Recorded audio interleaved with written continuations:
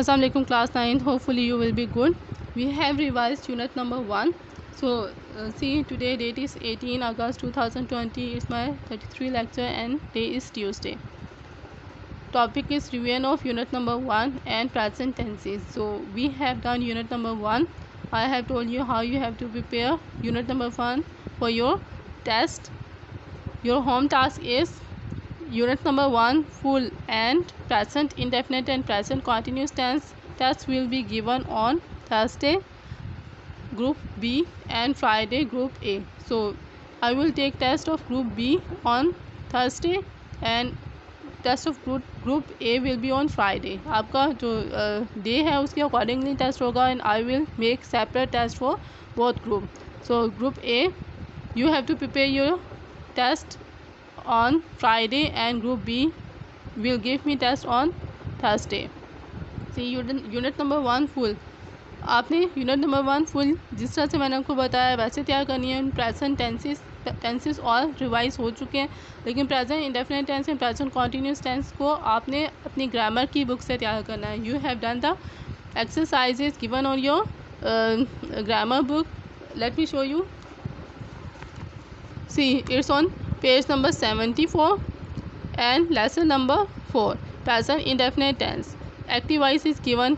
Look at these sentences. So all the sentences you have to have a look on these so that you will revise the rule, such as वो अच्छी किताबें पढ़ता है. सो ता है, ती है, ते हैं. इसे Urdu recognization of present indefinite tense. Present indefinite tense को उर्दू में हम कैसे पहचान करेंगे? अगर सेंटेंस के आखिर में ता है, ती है, ते हैं आ जाए तो ये प्रेजेंट इंडेफिनिट टेंस होगा. And how you will write the rule? You will write SIES with the third person singular or singular noun. जिस तरह ही शीट आ जाता है, ही के साथ आपने रीड्स लिखना है. इसी तरह नसीमा के साथ स्पीक्स आएगा. दे कम, दे प्लूरल है इसलिए हमने यहाँ कम लिखा है. यू टेक, यू के साथ हम टेक लगाएंगे क्योंकि ये सेकंड पर्सन है, थर्ड पर्सन नहीं है. आई सिंगुलर है लेकिन इसके साथ भी गेट लगेगा क्योंकि ये फर्स्ट पर्सन है. सिर्फ थर्ड पर्सन सिंगुलर के साथ ही शी इट आ जाएगा या फिर नाउन आ जाएगा सिंगुलर नाउन, उसके साथ हम एस या ES लगाएंगे. All the rules are mention here such as the goat is singular noun, we write gives. Parrots plural, so we write talk. अगर प्लूरल नाउन होगा तो हम उसमें एस या ES ऐड नहीं करते. And then you have the exercise. See, I have written the date here. It's 18 August 2020. Lecture is 33 and day is Tuesday. See exercise number 1. गीदड़ शाम को चीखते हैं. So jackals howl in the evening. All 15 sentences you have to do.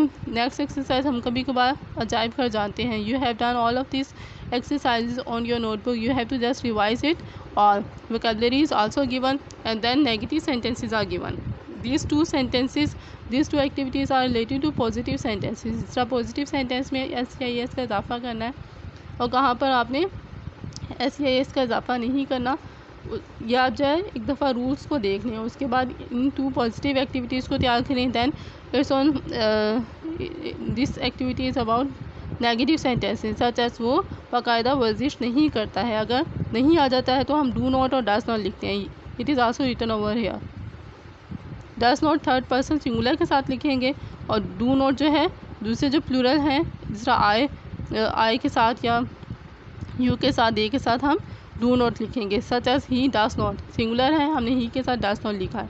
She singular है, इसके साथ third person singular है, we write does not. And they do not, they plural है, we write do not. You के साथ भी do not आएगा. So the same you have to see if we have ता है, ती है, ते हैं in a sentence, then it will be present simple tense or present indefinite tense. Then you have again negative exercise. Next is interrogative exercise. यानी उन्होंने questions दिए हैं, मैं बताया कि किस तरह से चेंज होगा. बच्चे आँख मचोली कहाँ खेलते हैं? Where the children play hide and seek. Where do the children. So यहाँ हम डू और डज फर्स्ट पे लिखेंगे. कहाँ खेलते हैं, अगर कहाँ आ गया तो वेयर WH क्वेश्चन आएगा, उसके बाद हम डू नॉट या डज नॉट डू और डज लिखेंगे. So where do the children play hide and seek. till here 15 sentences and the last activity of present simple tense is क्या वो लोमड़ी की कीमत मुनासिब तलब करता है till here 15 sentences. So you will write, does he demand reasonable price for the fox? So you have to do this activity also till here. You have almost 5 activities, 5 exercises of present simple tense. Then you have present continuous tense, active voice. In present continuous tense, how you recognize, you have to write रहा है, रही है, रही हैं at the end of the sentences. जैसे यहाँ रहे हैं लिखा हुआ है, रहा है, रही है. अगर इस तरह से उर्दू के सेंटेंसेस में आखिर में आएगा तो ये प्रेजेंट कॉन्टीन्यूस टेंस होगा, इसमें कॉन्टीन्यूटी होती है.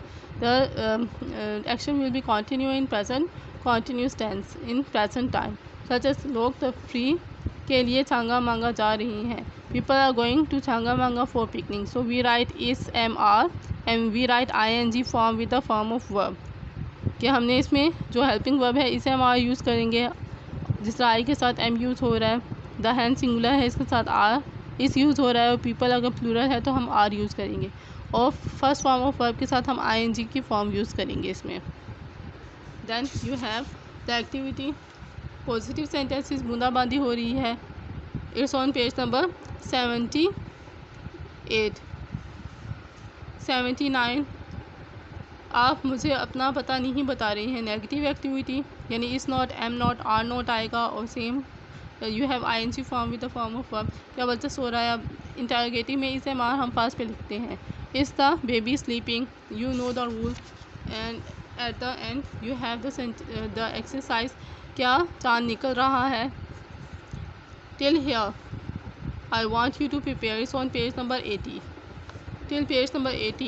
Page number 74 till page number 80 you have to prepare all Urdu sentences and all the activities for your test. It will be included in your test. So all of the sentences you have already done. You have done the activity and you have prepared it for your exam. It is your revision.